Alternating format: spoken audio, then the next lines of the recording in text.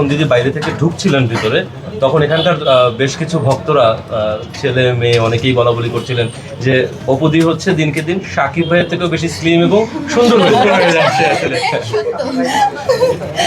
আসলে এগ্রি করেছি কিন্তু আসলে এইখানে আমার উত্তর দেওয়ার কিছু নেই, এটা সত্যি ভালোবাসা, এটাই আমার চাওয়া পাওয়া। আমার কাজের তো এটাই অ্যাওয়ার্ড। আমি স্টেজে উঠে একটা অ্যাওয়ার্ড থেকে ইম্পর্টেন্ট হচ্ছে যে ম্যান টু ম্যান যখন আমাকে নিয়ে ভালো মন্তব্য করবে, ওটাই আমার কাছে অ্যাচিভমেন্ট, যেটা আমার সারা জীবন থেকে যাবে। অ্যাওয়ার্ড হয়তো বা জং করে যেতে পারে, বাসা চেঞ্জ করার সময় হারিয়ে যেতে পারে, কিন্তু মানুষ যারা ভালোবাসবে, আমাকে ইন্সপায়ার করবে, এই অ্যাওয়ার্ডটা আসলে কখনোই হারার নয়। তো সেই জায়গা থেকে এটা ভালোবাসারই একটা প্রতীকী কথা আমি বলবো। আমি সাধুবাদ জানাই এবং আমার চেষ্টাটাই থাকে যে আমাকে মানুষ যেভাবে ভালোবেসে এসেছে, যেমন আমার বাচ্চার পর আমাকে সবাই দেখেছিল, এটা আসলে মানে নায়িকা উপবিশ্বাস ছিলেন না, ওটা মা উপবিশ্বাস ছিলেন। সো এটা আমার হাত ছিল না।